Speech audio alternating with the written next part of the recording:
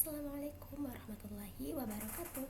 Perkenalkan, saya Hilwan Fitroh, mahasiswa Politeknik Elektronika Negeri Surabaya, Prodi D3 Teknik Elektronika.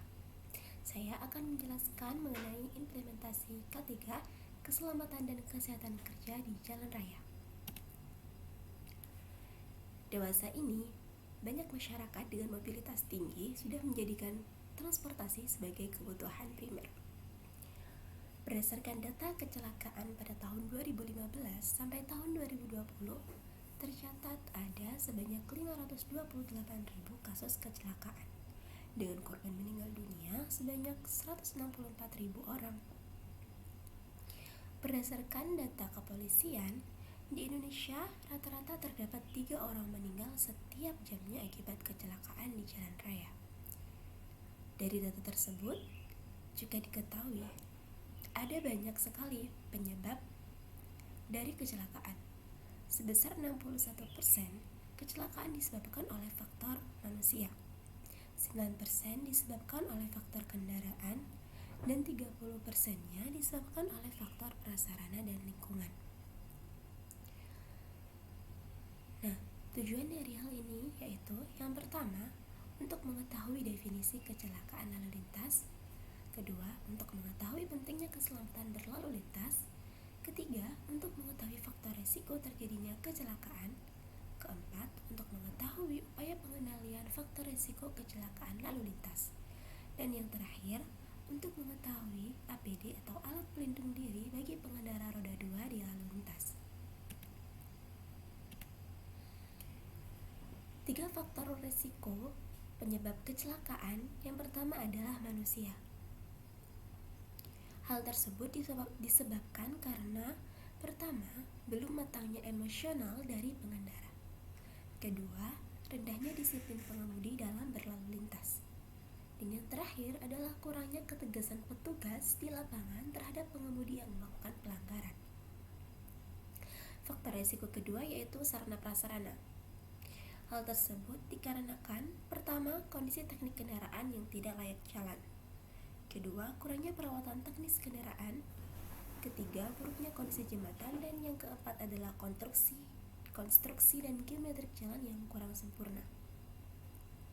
Faktor risiko ketiga yaitu lingkungan.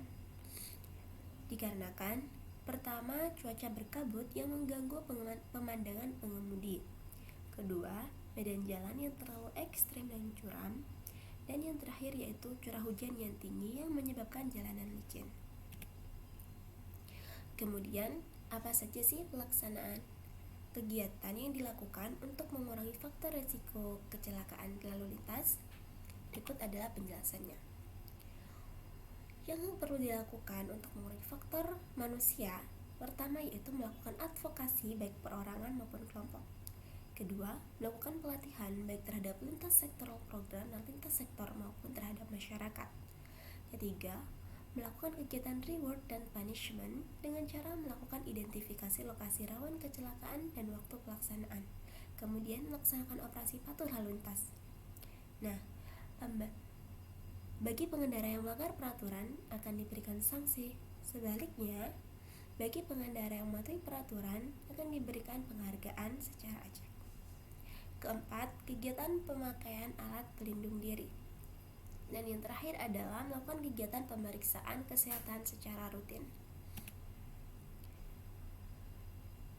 Untuk mengurangi faktor resiko kendaraan, yang dapat dilakukan adalah pertama, kegiatan pemeriksaan rutin kondisi kendaraan sebelum pemakaian, seperti melakukan pemeriksaan ban, rem, lampu, bahan bakar, mesin, dan radiator. Yang kedua, melakukan kesesuaian antara kendaraan dan pengemudi, seperti melakukan pemeriksaan kesehatan, melakukan peningkatan sistem pemberian SIM, dan melakukan sertifikasi pengemudi. Yang ketiga yaitu melakukan pemeliharaan kendaraan secara rutin, seperti melakukan pemeliharaan secara berkala, uji kelayakan dan keamanan terhadap kendaraan.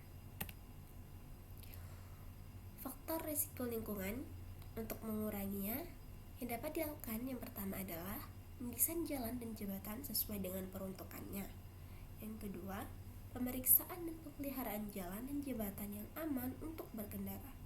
Ketiga, melakukan pemasangan dan pengaturan penempatan rambu-rambu lalu lintas dan marka jalan sesuai dengan standar keselamatan. Yang keempat, menginformasikan kondisi cuaca dan jalanan yang tiba-tiba berubah secara ekstrim dengan cara menginventarisasi karakteristik alam, melakukan penyesuaian desain dengan memberikan faktor keamanan, dan melakukan pemantauan secara berkala. Nah, berikut juga jelaskan apa saja APD atau alat pelindung diri yang harus digunakan bagi pengendara, khususnya pengendara roda 2. Dalam hal ini yaitu motor. Diambil dari Kementerian Perhubungan Republik Indonesia. Peralatan penting yang dapat digunakan untuk keselamatan dalam berkendara yang pertama yaitu helm dengan standar SNI. Yang kedua, masker. Ketiga, sepatu. Keempat, jaket. Kelima, sarung tangan. Dan yang terakhir adalah celana panjang. Adapun safety riding yang dapat dilakukan yaitu melemaskan pundak, pandangan lurus ke depan, melemaskan sikut, kemudian genggam grip setang bagian tengah, melemaskan pinggang, ujung kaki menghadap ke depan, dan jepit sedikit jok menggunakan paha dalam. Berikut sekian penjelasan dari saya. Mohon maaf apabila ada salah kata. Terima kasih. Wassalamualaikum warahmatullahi wabarakatuh.